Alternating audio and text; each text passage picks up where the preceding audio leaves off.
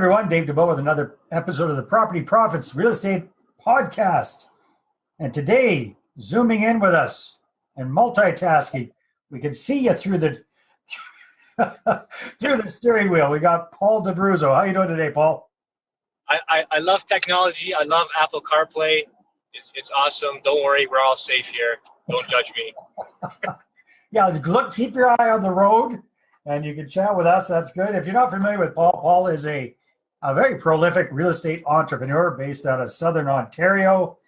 He's an investor. He's a realtor. He's a coach, an advisor, all sorts of folks. He actively invests. He does development projects. He's got multifamily stuff on the go and residential properties, you name it, he's doing it. Plus, he's a happily married guy with three, according to what you put down here, energetic daughters. How old are your kids, Paul? 6, 3. One of them sleeping in the car right now, and 6 months. Oh, God. Wow. Okay. Yeah, you got your hands full, my friend. Yeah, baby. Okay. So, Paul, if you had to boil it all down to one main thing, what would you say is your magic sauce when it comes to real estate investing? Because you do a lot of different stuff. You seem super active. What's your magic sauce? I think if you were to boil it down, it's all about problem solving. Mm-hmm. And when you're buying your first property, it's scary, and you're nervous, and you should be. If you're not, I have to pinch you to make sure you're human. But once you do one or two of them, it becomes easier. And the way I boil it down is, you solve the small problem, and then when you look for something bigger and better, you're looking to solve a bigger and better problem. And usually when you solve bigger and better problems, you get bigger and better money, or bigger and better profits. So, I was fortunate enough that I started early. I bought my first property when I was 24, just turning 25.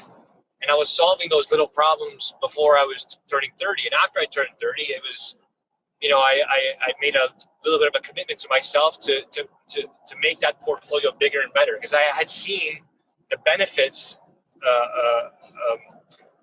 quickly within 5 years. I mean, it takes 3 to 5 years to see real fruit from the tree when you're building a portfolio, but by the time I was 30, I had already seen some of the fruits falling from the tree. And I'm like, wow, I'm young, it's early. If I really put my heart and soul into it, I can really set myself up, and more importantly, my family up to have a good lifestyle, and make life good that way. I mean, money doesn't solve all problems, but it does give you options, and options are good.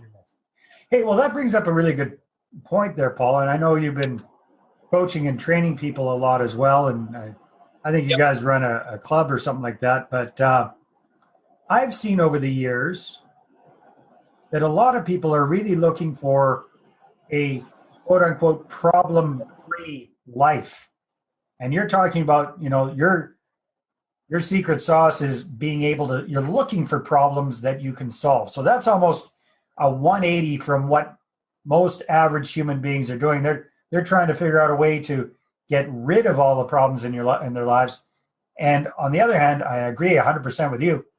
The real success comes from finding those problems and being the problem solver.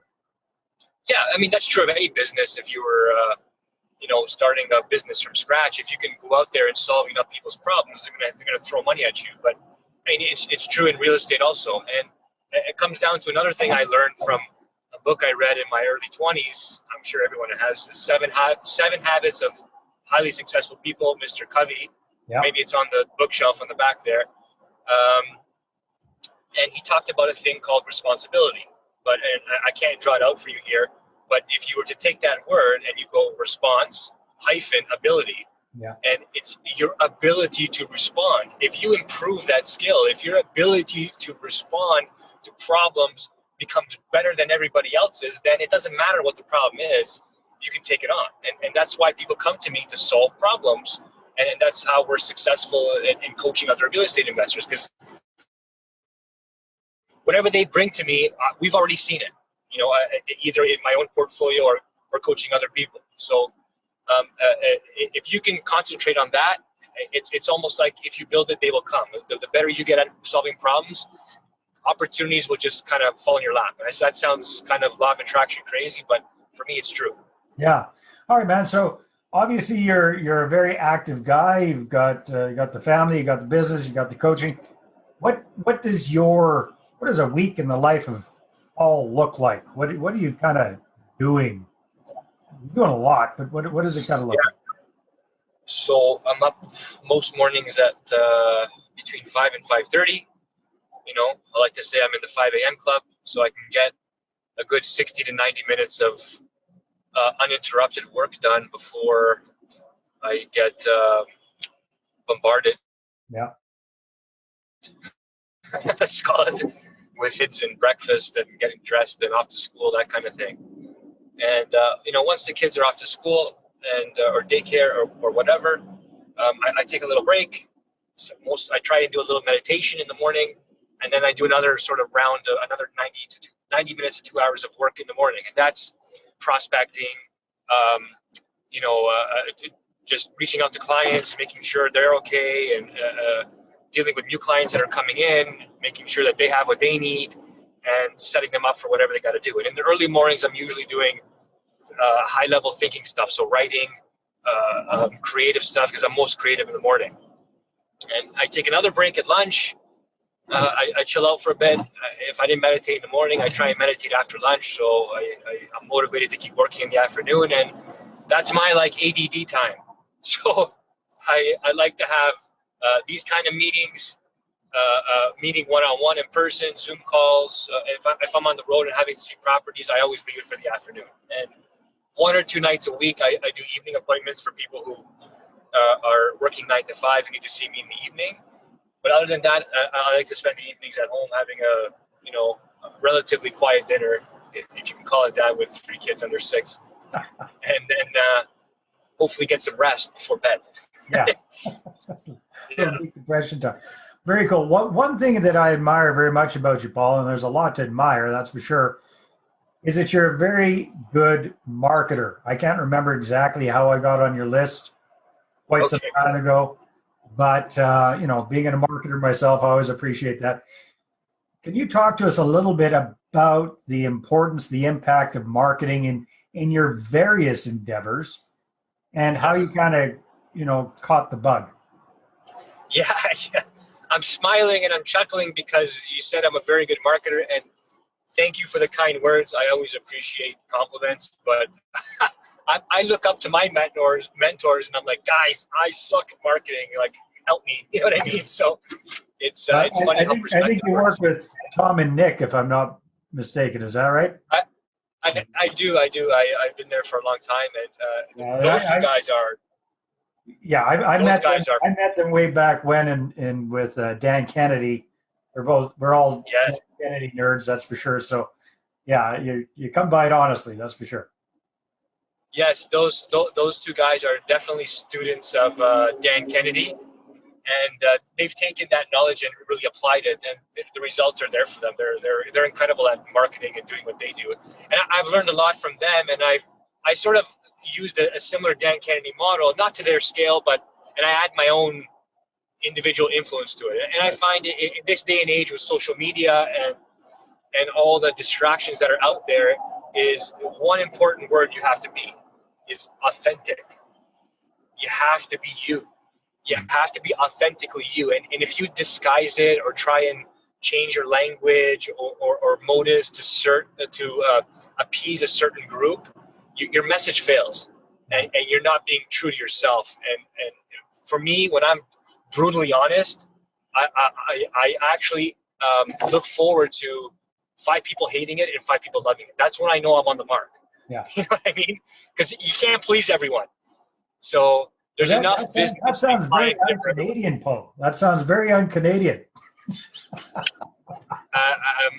You know, don't get me started. You know what? But that's absolutely true. In fact, Kennedy says the same things. If you haven't pissed somebody off by noon, you're not trying hard enough, kind of thing. Now, that's a bit of an exaggeration, but you're right.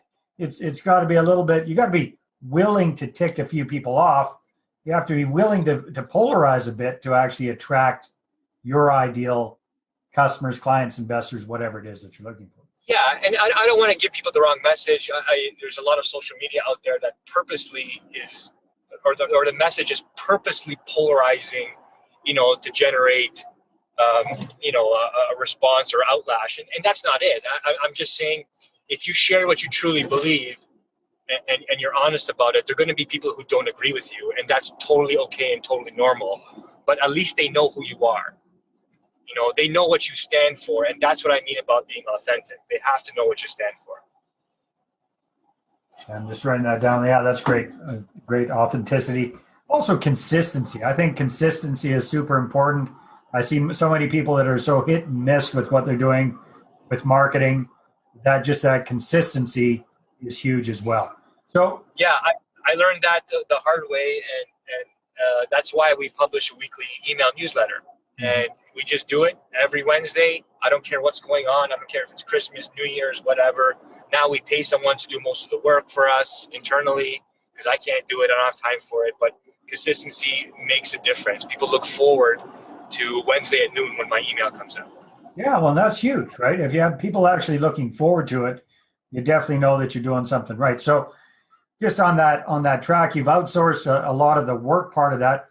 What about, but in order to stay authentic, obviously it has to be your ideas, has to be your content coming through. How do you manage that while still outsourcing things? Well, like, for example, if I'm going to do we used to do live events every month. I mean, now, everybody's an expert on Zoom, of course, and we've moved our events to webinars.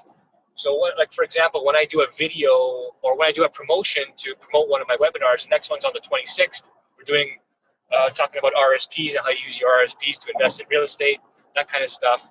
I'll just share with people what I'm doing and what my problem is and what I'm looking to solve from the same content that I'm putting on. I always bring in guest speakers. So I'm moving money from a pension plan that I used to have at my previous full-time job that I've since retired from, and I'm moving it to a self-directed account, and I'm telling people that story and what I'm doing and why, and I'm bringing in experts to actually help me.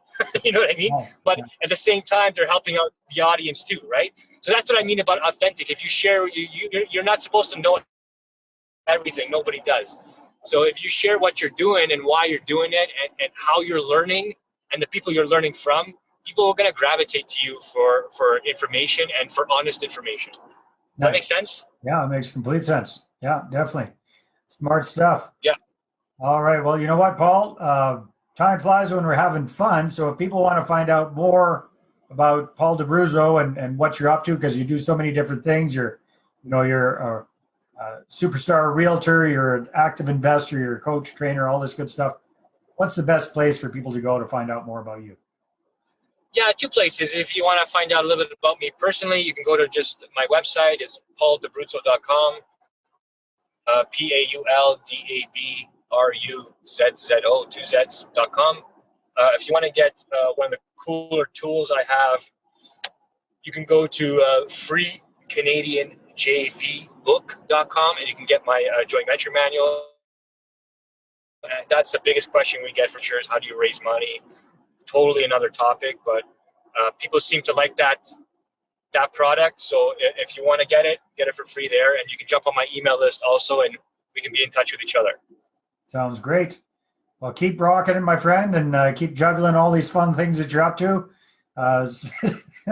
and especially running around with kids in the back seat zonked out. Multitasking. Yes, absolutely. All right. Thank you, Dave, for the invite, and it's a pleasure to connect with your audience. All right, everybody. Take care. We'll see you on the next episode. Well, hey there. Thanks for tuning into the Property Profits Podcast. If you like this episode, that's great. Please go ahead and subscribe on iTunes. Give us a good review. That'd be awesome. I appreciate that. And if you're looking to attract investors and raise capital for your deals, then I'm going to invite you to get a complimentary copy of my newest book.